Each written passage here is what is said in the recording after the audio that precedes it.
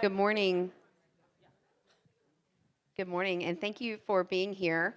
My name is Amy Hardison Tully. I'm the Dean of the College of Fine Arts at TCU.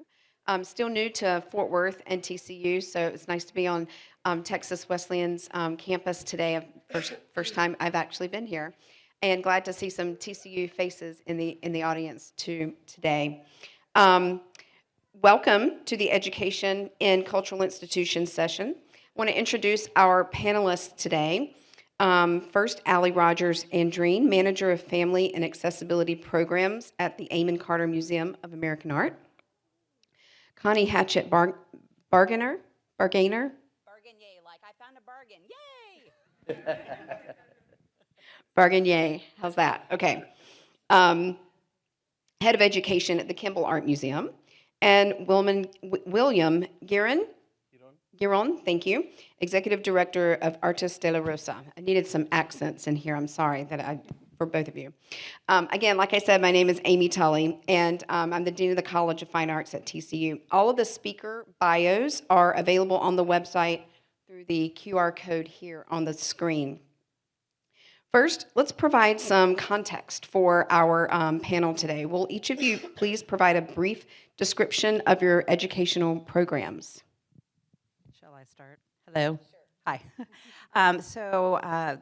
I work at the Kimbell Art Museum, and we provide arts-based learning experiences basically for all ages, all abilities, focusing on our permanent collection, special exhibitions, and architecture, which is a huge part of the Kimbell's DNA, so to speak. And beyond that, I could elaborate to explain that we offer programs and resources really just to meet people at every stage of life. And that could be anything from like our Studio A play space that's designed for families with children ages 5 and younger.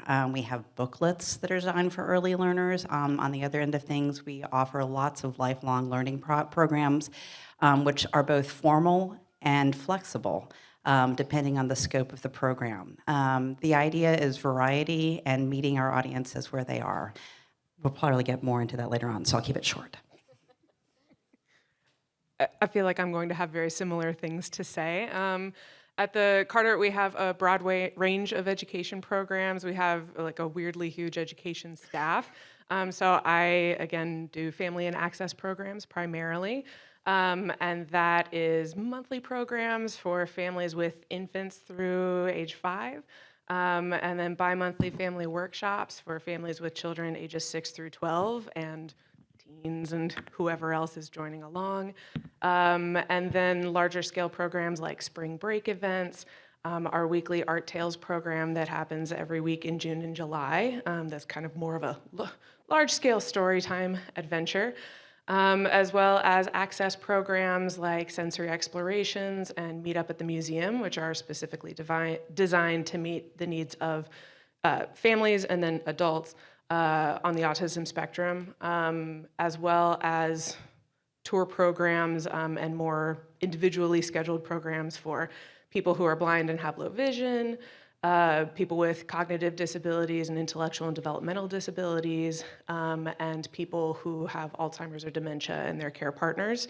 Beyond that, we also provide free programming for like a robust tour program schedule, on-site and off-site with local community centers, and all of the other fun things that you do when you are at the museum. So, I cannot miss mentioning Second Thursdays at the Carter, which y'all should come to every month because it's for adults. Madeline would be very upset with me if I didn't mention that. And then again, like Connie said, all the additional ways that we can be resources to our communities. Great, thank you. And for us, we have looking at it in 3 different educational pillars. One is our year-round after-school program called Artes Academy, where we build and cultivate on life skills, student character development, social emotional wellness learning, strengthening literacy, and invigorating STEM with the arts and STEAM initiatives. We utilize multidisciplinary art forms, visual arts, dance, technology arts. One of our popular classes, newer classes, is DJ classes. And let's see, the students actually build a production, create a production, and we have all those disciplines that contribute for this production. And we also oversee 2 professional art galleries, or the second, which leads into the second pillar, which is the cultural education, public education enrichment program. We oversee the historic Rosemarine Theater. When you have a theater, it lends itself to a variety of different other programs, live performances, concerts, literary works, documentaries, public forums, and we also oversee 2 professional art galleries where we have emerging and established artists that, excuse me, that exhibit their work. We create a pipeline as well because we work with these artists, and within their contract, they work with our students doing artist talks in a variety of different ways, depending on the disciplines. And we also do cultural festivals with the community as well. One coming up next month, the Day of the Child, Day of Literacy, celebrating the talents of children and incorporating the importance of literacy with them. And then our third pillar would be what's called Comunidad on the Move, Community on the Move, where this is where we kind of jumble everything on the physical wellness side and the mental wellness, where we have adult workshops, a variety of different workshops, and then on the physical side where we have dance classes, yoga classes, bike riding. There's always an art form. The beauty of the arts is, everything can be artistic. So thank you. My first question is for Alli. Tell us about your sensory explorations program and what other specific initiatives have you implemented to ensure accessibility in your programming and outreach efforts? Yes, so happy to speak to that. I will also say that the programs that I'm mentioning today, I did not invent. So these are programs that either have been happening at the Carter for a long time and were really shepherded through by people like Amanda Blake and Peggy Spears. So I just want to say that, first of all, I did not invent any of these programs, but I'm excited to work on them and grow them and develop them. So Sensory Explorations is actually coming up next weekend, April 12th. That is a free drop-in friendly program designed for families with children on the autism spectrum, but really children of all ages and abilities. It's just a family-friendly, low barrier to entry opportunity for families with children who have more sensory needs that need to be met by staff who are educated and compassionate and ready to meet people where they are. So it's like an hour-and-a-half program. Like I said, it's free, registration encouraged but not required. And we set up little sensory stations across the museum with accessible materials for just practicing looking at and interpreting the art. We have art-making activities that are facilitated by staff, and then we usually have some kind of community collaborator coming in. Sometimes that's a performance. This next one will have Cuisine for Healing coming in and doing, they're assembling, talking about nutrition and assembling salads together, which should be really fun. So just an opportunity for families to be in a place where they know they are in community with one another, with people who are in similar life phases. And a way to build comfort in the museum. And we also, with that, we all have our aprons with our fidgets in our pockets, ready to give one to a kiddo who forgot theirs. We have a chill zone in the library where if, you are overstimulated in the museum space, you can go and hang out and read a book and just chill for a little while. So it's just a really flexible space. Within that, I will say that, the rest of the accessibility programs we have, like Meet Up at the Museum is designed for neurodivergent adults. That's a newer program that we've been doing over the last couple of years, and that has been fun to kind of experiment with and see how to build relationships with that community.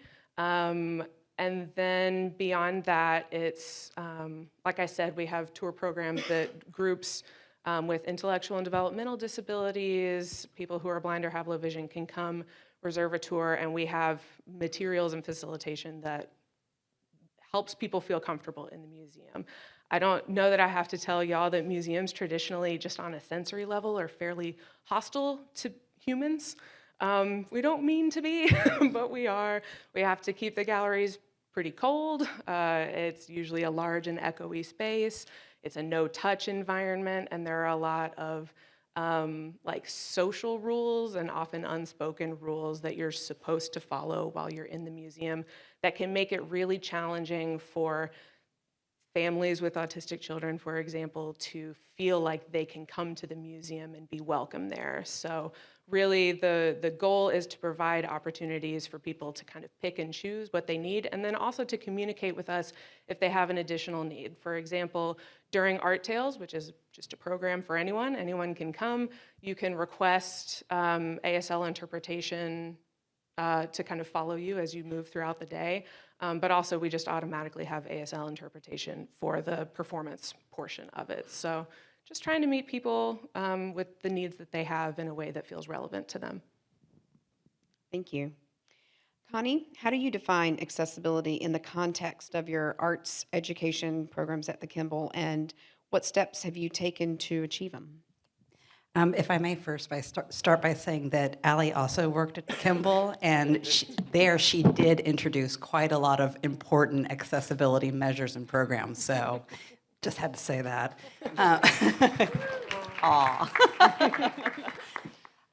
So one of the things I want to start off by saying is that the question sort of points to accessibility as it relates to educational programs. And we very much believe that accessibility is an institutional responsibility.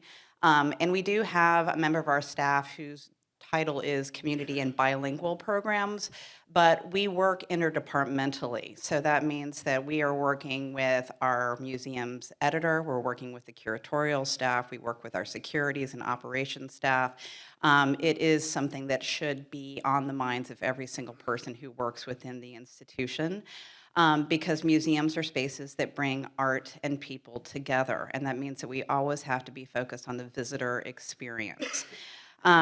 Accessibility is also something that, well, first of all, has many different facets, many different tools, resources that you need to provide, and especially because it's never a one-size-fits-all solution. What do I mean by that? So I'll just highlight a few things. One, I just want to remind everybody how important it is to have free arts-based experiences in our community. And of course, we know that the Kimbell's permanent collection is free to visit. The vast majority of our education programs are free for participation. We're actively seeking grants to support those that do not. For example, we've recently changed one of our professional development programs for teachers to an application-based free program. We're really excited about that. Teachers apply, Summer Institute for Teachers. So there's financial access, right, and to excellent arts-based learning. I also want to talk a little bit about communication and resources, because I believe that in order to provide access, you need to be very clear about how to get around your campus. And the Kimbell, of course, has 2 buildings on our campus, so making sure that people have an easy way of locating that information on your website, and then also easy ways of communicating with the education team. We have an accessibility email that actually goes directly to me. So if somebody has a question about wheelchairs or would like to request a specific accommodation for a program, a lot of those accommodations we are listing on our website. But then if there's something else that isn't there, or it's a more specific question, that goes to me, and I immediately respond to it and then help communicate across the departments to make sure that we're in a place to make sure that everyone feels welcome and included, and that they have the access that they need to our programs. And then resources. So a lot of the things that Alli mentioned just now are also resources that we have available. And I have to emphasize that a lot of times these are inexpensive, and they're easy to obtain, and it's really about making sure that you're addressing those details. So Alli talked about fidgets and aprons, right? Anytime our docent and tour programs coordinator greets a student group coming to the museum, she makes sure to tell the chaperones and the teachers that are with those groups, hey, we have fidgets right here. should any of your students benefit from having something to hold on to and manipulate to help them feel more comfortable over the course of their visit, right? So that's one thing. Having materials available in Braille, having large print labels available for all of our special exhibitions. And I want to mention, by the way, that those materials are available, the large print labels specifically available in English as well as in Spanish. The Kimbell has invested quite a lot of resources over the last, well, almost decade to provide Spanish language materials on our website, as well as like our early learning, learning to look, which is also aprendiendo a ver, right? So that's available. I could go on and on. I'm going to stop there, but just know that go to the museum websites and look at especially accessibility and access programs, because there's just so much more in terms of the different audiences that we seek to serve. Seconded. Third. William. So can you tell us a little bit about your audiences and attendees, and what do you hope your audiences are learning from your programs? Great question. As far as our audience, we have a wide mix of audience with our demographics. It's primarily we have, as it relates with students from Title I schools at risk, the area where we're physically located, the surrounding schools are Title I schools. Accessibility, to quality artwork, workshops, it's very important. And I'm sorry, the second part was? What do you hope your audiences are learning from your various programs? That's kind of a broad question, but maybe it's one or two, or I'm thinking about all of these big initiatives, and what do we hope people are taking from some of these specific ones, or even some broader? Right. Well, everything that we do obviously falls within our mission statement, where our mission is to preserve, promote, interpret the art, lives, history, and culture of the Latino community. That's in a wide variety of facets, right? When you're talking about just life and the culture itself, sometimes people think of art just being of something, as just a 2D art form. But I always tell people, art is all around us. Art is what we do in every job, in every industry that we work in. And all of us have a story to tell. It's how you convey the story, right? Utilizing the different art forms. But what we hope that the audience, from child through senior citizen, if you will, or the older generation, is remember your roots, learn about it, preserve, have that self-confidence, being empowered, utilizing the arts to empower people, and not being confident of yourself. From all the variety of programs that we have, I think it. From the museums and the programs, we all are singing the same song, if you will. So, thank you. Alli, how do you ensure that your educational content is culturally relevant and sensitive to the communities you serve? Well, I would say that is an evolving process that evolves over time. I think that working in an art museum makes it that kind of an exciting opportunity, because we are always bringing in new exhibitions and we are always acquiring and showing new work. So first of all, learning to work with the collection that we have on view and what we have in our vaults, and using that as a resource and amplifying the voices of the artists who are on our walls is the first step. The second step is to involve people and to listen to people, which may seem like duh, Alli, but I try to get to know my families who come to my programs. I ask them what they think. I ask them what they know. We read their written comments. We respond to their emails. We see what programs tend to fill more, and see what those topics were and how we facilitated those things, and which artworks people seemed really excited to see. And beyond that, we work with our neighbors in our community, neighboring organizations who are tied into specific like cultural communities, specific neighborhoods, and also just different areas of oh, what's the word? Different disciplines that we don't have the knowledge to do. So we work together with our neighbors to make sure that we're just bringing in a variety of things. So when I am planning like my weekly, Art Tales programs, I am looking at all of my performers and making sure that I've got enough difference between storytellers and musicians and performers, and that they are all telling different and unique stories. We work with our Carter community artists, a couple of whom are in the audience right now, to bring their connections to the community, to bring their interests, their passions, their knowledge into the space, and put them in direct contact with the people who are enjoying programs here. So I guess to tie it up in a bow, you create more culturally relevant education programs by taking the ego out of it and making it a team project as much as possible. And like I said, I am not perfect at that, and that is an evolving thing, but we try.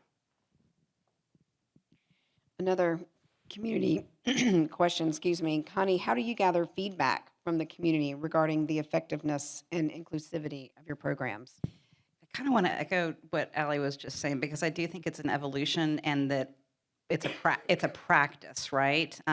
Education, accessibility, inclusion in the arts is something that we're constantly working towards, and there is no finite end, right?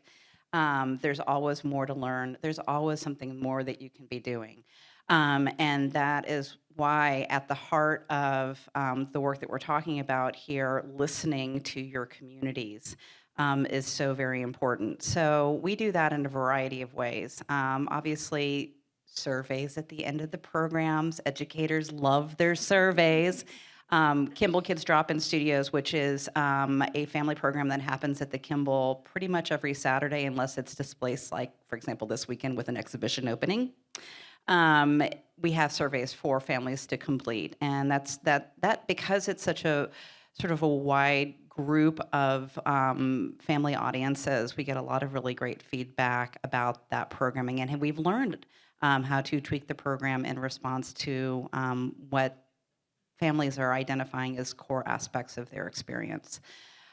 We also, the museum, of course, over the years has engaged in sort of broader audience research as we're making major decisions, and that is also a really important part of those broader conversations.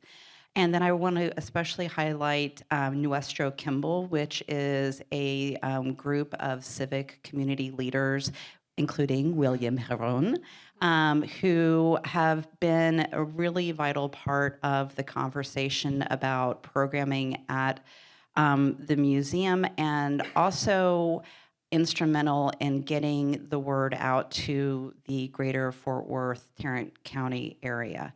And we'll talk about this more later on, but promoting awareness of our programs is also super important, because in order to have more voices to listen to, you need to be connecting with them first. I think I'll end it there. Excuse me, I'm kind of hoarse today, I'm sorry. Obviously, one of the big responsibilities of our cultural institutions are serving the communities. And I imagine, though, but no infinite, right? No finite way of doing that. I imagine, though, there are still barriers. So, William, what common barriers to participation have you identified, and how have you worked to overcome them? Transportation being one at the top of the list, and transportation and the time as well.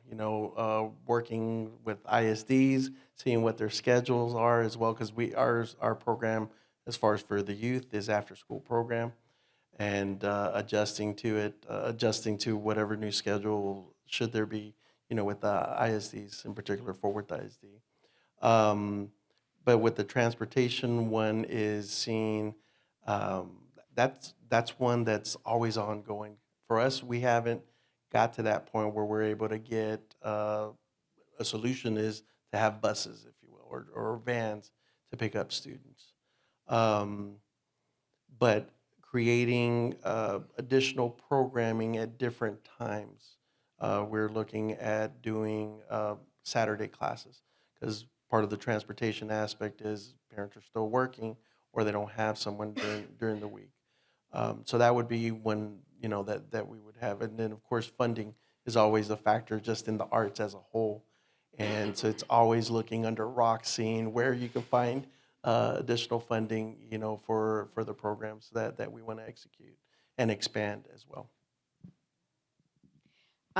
Connie, can you share any best practices or lessons learned from your experiences that other organizations could implement in their own efforts? That's a big question.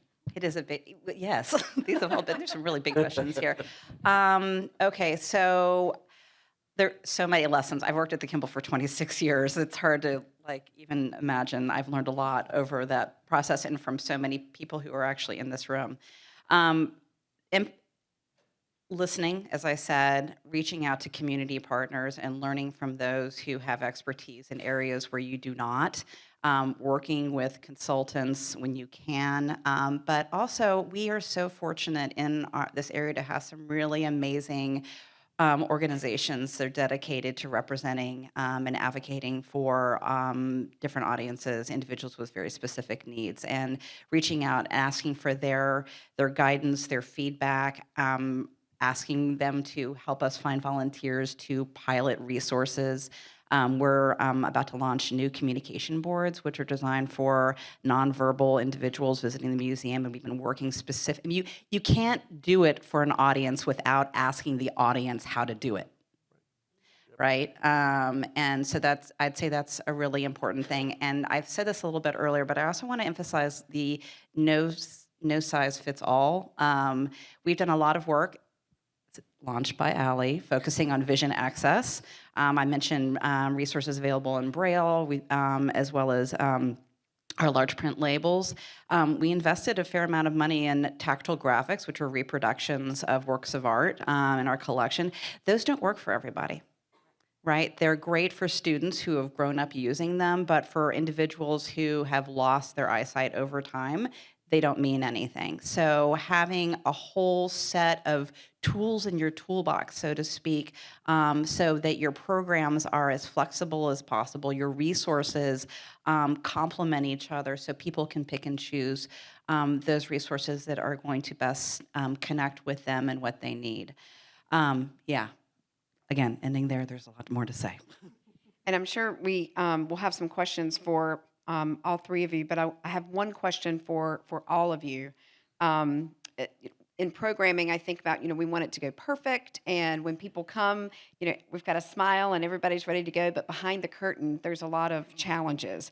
What are the biggest challenges in your role, and how can the arts community help you to remove barriers and achieve your goals? William, I'm going to start with you because you mentioned some of those under the rock, things you're looking for, and then we'll head this way. Well, in our particular case, we're a smaller staff, growing the staff, right? And obviously tying to funding as a whole. We're blessed to have a variety of different, a good pool of instructors, from teaching practitioner artists to educators from K through 12. And they have their own different disciplines. And we're always looking at that expansion, but more on the administrative side, right? We have that passion, and when we start seeing the numbers of how much we execute or output on programs, it's like, wow, it's really surprising with limited staff, but it's that growth with staff, and which again, it's tied with funding. As it relates to the arts community, it's that from individual donations to depending on individuals who work for corporations that are able to give back to as a donation or grants for the organization. Thank you. Alli? For the Carter, I think for us, it's still building awareness that we exist and that we do offer the number of programs that we offer and that they are free for everyone. And so for me, I would say the easiest thing that y'all can do, that anyone can do, is to attend a program and then to spread the word, to share about it. Because I think often, and y'all have probably seen this just in your own lives, people really only want to share, like if you look at Yelp reviews, they only share the really good and the really bad, right? And so what I see often is that people want to keep a good program as like Fort Worth's best kept secret. We don't want it to be a secret. We want you to come. We want you to come to the program. So, if you're going to a second Thursday or if you join us for sensory explorations and you have a good time, share about that. That would be really helpful. Promoting awareness, really. And as I mentioned, I worked at the Kimbell for a really long time, and we are obviously about teaching around art, right? So my focus for a really long time was getting people in the doors to the Kimbell Art Museum so that they could see the amazing art that we have on view, to experience the architecture. But what I have learned and realized in more recent years is that you cannot do that unless you are going out into the community and being present at community centers. The previous panel mentioned, I think, La Gran Plaza. We've been there. And what you continually learn when you go out in the community is, first of all, there's so much going on in people's lives, like cutting through the noise is a challenging thing to do, and you're not going to be able to do that unless you are actually there in front of them with something that represents your institution. Going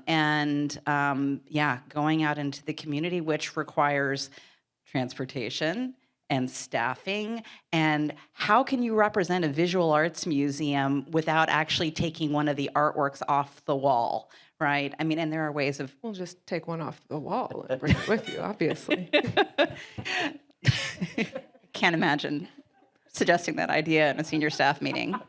Can we just borrow the Michelangelo? I've got a suitcase. Let's go. I can carry it. Yeah. But those are the challenges as I see that. But I mean, it is something that I'm just so committed to seeing happen more of for the museum. Well, I have a follow-up question related to the best kept secret or whatever. I hear that a lot at TCU. I had no idea you had these amazing performances. How can you not know? It's on our website, on social media. So how do we reach those on the marketing side? What is the next level of removing the best kept secret for all three of these particular cultural institutions? What is the how do we get those people to come to events and performances and such? Well, I would say in some ways it comes back on us, the people who work in the cultural institutions, because I think for decades, and I'm speaking museum field as a whole, we've enjoyed being in our little enclosed buildings and just wanting people to come visit us. We're so cool, you should come see us. And so part of it is redistributing our workload to allow for time to go to the local library and drop off some flyers and go meet people and go attend other people's programs and events and making friends with people. So there is an element of this that is on us and not just our marketing department, but the museum staff as a whole. And again, the people who regularly attend our programs to be our own marketing. The Carter, we want people from everywhere, but we really want the people in our neighborhood, like all of our neighbors in Fort Worth, to come to us and know us. And so if we want to be a neighborhood museum, then we have to be in our neighborhoods. Any other follow-up? Well, in our case, something that we're bringing back interesting several years, and that's how I even came to know about the organization. There was a sub-organization, if you will, that was started called Professional Supporting the Arts. And through that, technically, it created the pipeline of future leaders, future board members. And what the way we're looking at it now is also, as Alli was saying, going out, right? And for us, what's been working is also creating festivals. Collaborations is very key, leveraging to resources, because not all of us, we don't have the answers for everything, but leveraging the resources that we have. And then through our own networks of different partners, these two ladies love the museums. It's growth. Because, I went around, as an example, when I took in the position, we partner with a whole bunch of different entities. But one thing, common thread that I saw was the one-hit wonders. So it's like I went around town in meeting everyone. It's like we love our partnership throughout the years, but those one-hit wonders, we want to build sustainable relationships. And what was interesting, the stars aligned because there were new people in those positions, and they were looking at the same thing. And one of the common denominator with all of them that they would say is, we're trying to diversify our audience, and we're like, we are too. So it's worked. For us, it's worked and working. But it's ongoing work as well. I mean, I think echoing that, grassroots and building relationships. Do we have any questions for our panelists?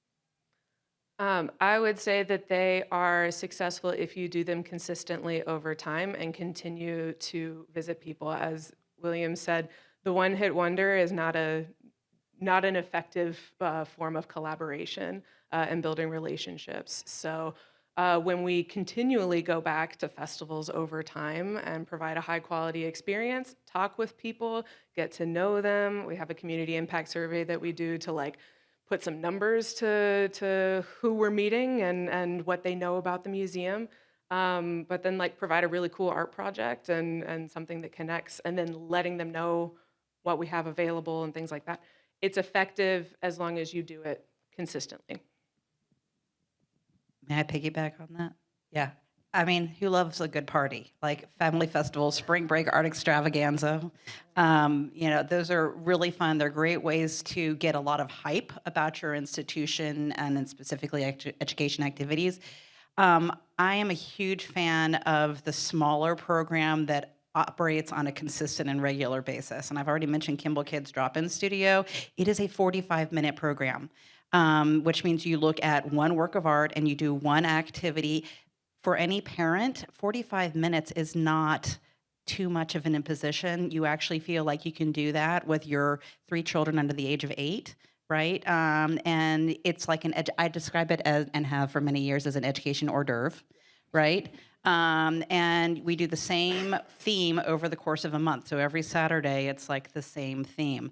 Coming up, it's going to be set in stone, and it's mosaics, actually. So I like sort of the high quality, low, but not too much work kind of experience.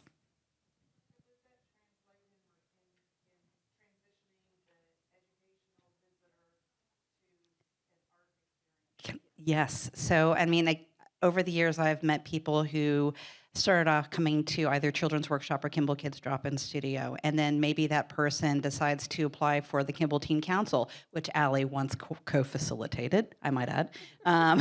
This has just become the Alli show. I was going to say, Alli, what have you not done? That is a very big question. So maybe they apply for Kimbell Teen Council. After that, maybe they apply to be an intern in the education department at the Kimbell Art Museum, and then sometimes interns end up working as part-time educators, or maybe they become full-time members of the staff. And I'm not trying to indoctrinate everyone to become a museum educator. I really am not. But the point being is the people who come and have a good experience, they're going to come back, and as long as you're continuing to add different options to the plate, they'll find their way to you. Seconded. I think we have time for one more question.